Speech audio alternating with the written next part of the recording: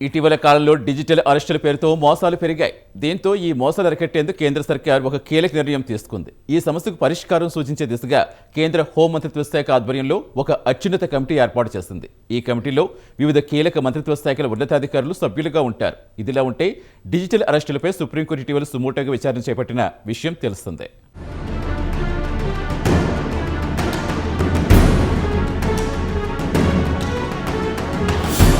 Digital అరెస్టులు ఇటీవల hot టాపిక్గా మారిన అంశమిది. అమాయక ప్రజలను మోసం చేయడానికి సైబర్ నేరగాళ్లు రకరకాల పద్ధతులను ఎంచుకుంటూ ఉంటారు. కాగా సైబర్ నేరగాళ్లు ఎంచుకున్న కొత్త పద్ధతే డిజిటల్ అరెస్టులు. కాగా డిజిటల్ అరెస్టుల పేరు చెప్పి అవతలి వ్యక్తులను భయపెట్టి మోసం చేస్తున్నారు.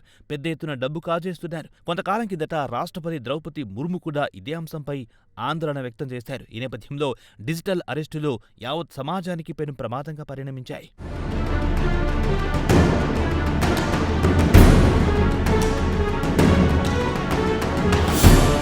డిజిటల్ అరెస్టుల పేరుతో జరుగుతున్న మోసాలను అరికట్టడానికి కేంద్ర ప్రభుత్వం తాజాగా ఒక కీలక నిర్ణయం తీసుకుంది.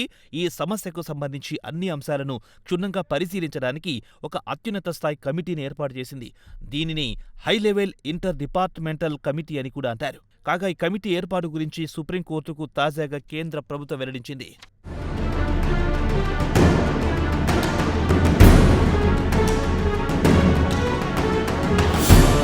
కేంద్ర హోంమంత్రిత్వ శాఖ అంతర్గత భద్రతా విభాగం స్పెషల్ సెక్రటరీ సారథ్యంలో సదరు అత్యున్నత కమిటీ పనిచేస్తుంది. కాగా ఈ కమిటీలో టెలికాం, విదేశాంగ శాఖ, ఆర్థిక, న్యాయ, వినియోగదారుల వ్యవహారాల శాఖలుంటాయి. అలాగే ఆర్బీఐ అధికారులతో పాటు సీబీఐ, ఎన్ఐఏ, ఢిల్లీ పోలీసుల ఐజీ స్థాయి అధికారులు కూడా సభ్యులుగా ఉంటారు.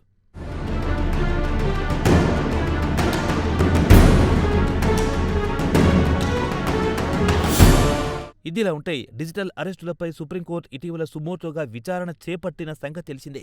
ఈ నేపథ్యంలో సదరు కమిటీ మరింత విస్తృతంగా అధ్యయనం చేయడానికి సమయం కోరింది. తమ కనీసం ఒక నెల గడువు అవసరమని సుప్రీంకోర్టును అత్యున్నత కమిటీ అభ్యర్థించింది. ఈలోగా డిజిటల్ అరెస్టులకు సంబంధించి సమగ్ర వివరాలు సేకరిస్తామని సుప్రీంకోర్టుకు సదరు అత్యున్నత కమిటీ వెల్లడించింది.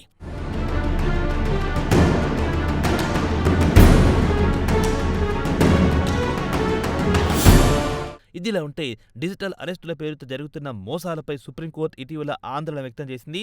హర్యానాలోని అంబాలాకు చెందిన ఓ సీనియర్ సిటిజన్ ఫిర్యాదు ఆధారంగా సుమోటోగా సుప్రీంకోర్టు కేసు నమోదు చేసింది. ఈ నేపథ్యంలో కేంద్ర ప్రభుత్వం అలాగే సీబీఐకు సుప్రీంకోర్టు నోటీసులు జారీ చేసింది. కొన్నేళ్ల కిందట అంబాలాకు చెందిన 73 సంవత్సరాల మహిళ సుప్రీంకోర్టుకు ఫిర్యాదు చేశారు. తనను డిజిటల్ అరెస్టు చేయాల్సిందిగా సుప్రీంకోర్టు ఆదేశాలున్న ఓ పత్రాన్ని నేరగాళ్లు తనకు చూపించారని ఆమె వెల్లడించారు. అంతేకాదు, ₹1,00,00,000 చెల్లిస్తే సదరు డిజిటల్ అరెస్టు నుంచి బయటపడేస్తామని సైబర్ నేరగాళ్లు హామీ కూడా ఇచ్చారని ఆమె ఫిర్యాదులో పేర్కొన్నారు.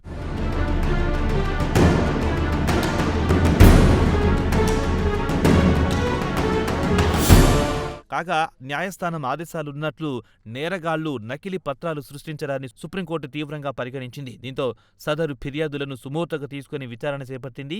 విచారణ సందర్భంగా రోజురోజుకు పెరుగుతున్న డిజిటల్ మోసాలపై సుప్రీంకోర్టు ధర్మాసనం తీవ్ర ఆందోళన వ్యక్తం చేసింది. డిజిటల్ మోసాలను సామాన్యమైన మోసాలుగా ఎటువంటి పరిస్థితుల్లోనూ పరిగణించలేమని సర్వోన్నత న్యాయస్థానం కుండబద్దలు కొట్టింది.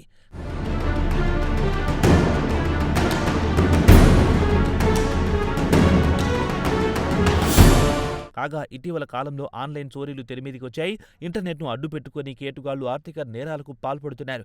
సైబర్ నేరాలు పెరిగిపోతున్నాయి. సైబర్ క్రైమ్ అనేది పూర్తిగా కంప్యూటర్ ఆధారిత నేరం. కంప్యూటర్ను అడ్డం పెట్టుకుని ఉద్దేశపూర్వకంగా చేసే నేరాన్ని సైబర్ క్రైమ్ అంటున్నారు. అక్రమంగా డబ్బు సంపాదన కోసం సైబర్ నేరగాళ్లు, హ్యాకర్లు వీటికి పాల్పడుతుంటారు.